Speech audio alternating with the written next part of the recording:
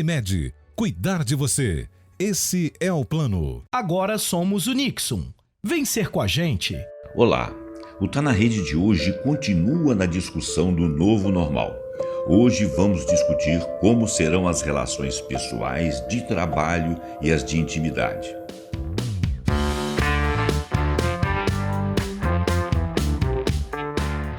As epidemias mudaram hábitos e visões de uma época, desde a antiguidade. O homem sozinho vivia nas savanas nos primórdios de nossa civilização. A tendência por sobrevivência levou os homens às famílias e estas deram origem aos clãs. A humanidade percebe que, tendo um território, necessitava que ele produzisse algo. Mais tarde, o ser humano já dominava a agricultura e a domesticação de animais para a pecuária. Vieram os primeiros núcleos urbanos e os processos de aglomeração urbana. A primeira epidemia começa no primeiro estado de fato, o Egito. Veio com a varíola e com larga mortandade. A esta altura, o ser humano e os animais conviviam em ambientes próximos. Começa daí as mutações de patógenos que vieram a se adaptar ao organismo humano. Por volta de 430 a.C., temos uma outra epidemia, uma epidemia de tifo em Atenas, cidade-estado. Transmitida por meio de animais, e as infecções dependem das condições locais de ambiente, por exemplo, falta de higiene, extrema pobreza, superlotações e deslocamento frenético de pessoas, entre outros aspectos. Atenas perde muito seus efetivos e se vê um enfraquecimento de Estado que muda o status quo desta cidade com desestabilização política. Mas a primeira pandemia de fato da história humana foi de fato a peste negra ou bubônica. No século XIV, estima-se a morte de 1/3 da população europeia da época. As cidades não eram urbanisticamente planejadas, havia muitas sujeiras nas ruas, o banho pessoal ou a higiene pessoal não eram características. As pessoas conviviam com animais em casas, galinhas, porcos e vacas. Mais uma vez, a mudança de paradigma leva a uma modificação da visão. A morte de redenção passa a sofrimento. A conquista da América pelos europeus trouxe mais o que uma submissão, mas doenças que aqui não existiam e que porventura os ameríndios não tinham imunidade para fazer frente. Gripes, varíola, sarampo, catapora, cachumba, tuberculose, entre outras afecções que em 1,5 século representaram a força maior para dizimar os ameríndios. No século XIX começa uma intensa urbanização. A Revolução Industrial traz o homem para as cidades, ou seja, se avolumam as populações, aumentam-se as aglomerações. As cidades do início do século XIX não tinham estrutura urbana adequada ainda. Não havia se configurado a saúde pública nem a ação do Estado como mantenedor. Nestas cidades surge uma outra epidemia, o cólera, e também houve um surto de febre amarela e muitos morrem. E a sociedade supõe que essas doenças estavam ligadas apenas à pobreza e à sujeira.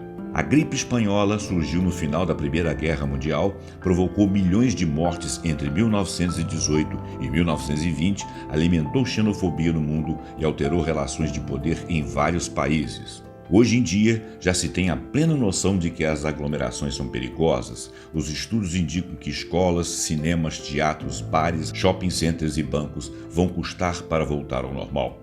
Dessa forma, esses setores da economia ficarão abalados.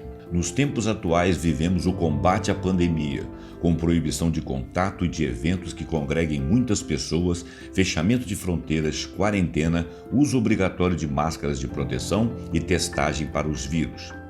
Percebe-se que precisamos de dados objetivos trazidos pela ciência para poder fazer frente a estes embates e conhecer as causas que são ligadas à ação do ser humano. Estas ações estão historicamente associadas às aglomerações, planejamento urbano, convivência com animais, interferência em sua saúde e na saúde pública. O distanciamento social obrigatório exigirá uma outra proximidade. Não poder dar um abraço e não estar presente não significa não ser solidário. De fato, a comunicação entre as pessoas tem sido com amigos e colegas por celular em videoconferência mais do que jamais fora visto. E isto não descarta o sentido de solidariedade que também já se manifesta. A comunidade mundial se une numa estreita cooperação internacional. E podemos supor que os sistemas de saúde no mundo todo deverão ser repensados. O passado está presente em nossa história, nos mostrando como viemos até aqui e o que a sociedade humana teve de superar. Isolados em casa, há a percepção de que uma série de trabalhos poderiam ser feitos em ambiente doméstico sem prejuízo da produtividade e representando uma economia financeira em deslocamento e em aluguéis de escritórios mais centrais nas cidades. Teremos então um outro perfil imobiliário e menos poluição ambiental, pois estaremos diminuindo os deslocamentos em transportes. Espera-se que haja mais investimento em saúde, porque o aviso da pandemia vai deixar claro que ela não será a única e nem sabemos como vamos definitivamente ficar livre desta. Também deve-se considerar a relação e acondicionamento dos animais e a produção industrial de grande complexidade com fornecedores, produção, industrialização e comercialização para as cadeias distintas e independentes de suínos, bovinos, aves e leiteiro. Além de que todas as relações de intimidade serão afetadas ao limite, até das pessoas próximas e muito mais daquelas que não conhecemos. O nível de proximidade corporal deverá ser afetado. Será que isto virá a ser um costume?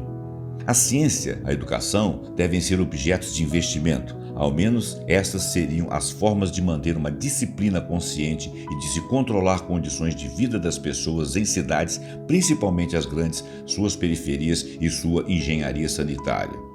E as condições de transportes públicos devem ser repensadas de forma a considerar o distanciamento necessário e evitar superlotações. As alocações de capital humano mais regionalizadas para evitar grandes distâncias nos deslocamentos humanos, assim como também para as escolas públicas. A visão ideológica do Estado mínimo deve ser revista porque o investimento do Estado pode condicionar as preocupações com as sociedades, ou seja, políticas públicas devem ser implementadas pelo Estado, que em resumo é a máxima organização humana. Cultura e entretenimento agora é dentro de casa. Reuniões de trabalho em videoconferência viralizaram. Encontros familiares também em videoconferência foram elevados ao status de única forma de manter a convivência com parentes próximos e alguns não tão próximos. Videoaulas têm sido praticadas, embora nem todas tenham este apelo tecnológico. As compras online tiveram um aumento de 42% entre março e abril, se comparadas com o mesmo período do ano de 2019. Como a cura através da vacinação e dos retrovirais são medidas que demorarão a serem implementadas, podemos supor que certos costumes serão incorporados à vivência atual, consolidando novos hábitos. Como ficarão as fronteiras e a circulação entre países com índices diferentes de imunização? Isso afeta diretamente o turismo e o ganho de países inteiros e regiões de países em particular. Será que viveremos com medo de encostar nas pessoas, de visitá-las, de receber visitas, de beijá-las? A quantidade de vendedores nos shoppings continuarão a mesma? E o número de lojas? Será que ainda teremos a volúpia do consumo? Será que trocaremos consumo por poupança, temendo tempos difíceis? Será que a tecnologia vai criar o costume de vivermos mais em casa por força de um isolamento que passará a ser até psíquico? Será que continuarão as lives? Os artistas procuram se veicular e se reinventar desta forma. Não temos previsões quanto aos grandes shows e aos grandes campeonatos nacionais e internacionais de jogos, Olimpíadas e Copas, com grandes assistências diretas em arenas superlotadas. Quantas profissões ficarão rapidamente obsoletas com esta súbita necessidade de estar longe um do outro? É de se supor que mudanças devem ocorrer na educação, saúde, trabalho, relações pessoais, de consumo, de informação e entretenimento. Escolas, clínicas, hospitais, locais de diversão, estádios, praias, saunas, clubes, piscinas, prédios e centros comerciais, mas também baladas, bares, casa noturna, festas populares e o carnaval. Nos relacionamentos, quem é a pessoa que você conheceu? Você poderá abraçar, beijar e se relacionar com essas pessoas e seus grupos? E você poderá ir aos motéis, aos hotéis e pousadas? Tudo isso deverá ser adaptado aos novos tempos. Viagens, conhecer estrangeiros, trabalhar com eles, todas as relações deverão ser mais assépticas, o que pode criar até uma fobia do outro. Será assim mesmo? Uma pandemia realça a vida e a saúde. Talvez aumente o medo da morte, fazendo-nos mais cautelosos, mas também podem haver aqueles que temem que a vida se vá e então resolvam viver ao máximo e sob risco deles mesmos e até dos outros. Assim, estar com muitos pode ser uma conduta de risco. Por enquanto, temos todas as dúvidas, muitos planos e poucas respostas, mas vale a reflexão a que nos propomos. O Tá na Rede fica por aqui. Curta o programa, assine o nosso canal, comente, fale com os amigos, acompanhe a gente aqui no TMTV e no vaiali.com e até o próximo vídeo. Unimed, cuidar de você. Esse é o plano. Agora somos o Nixon. Vem ser com a gente.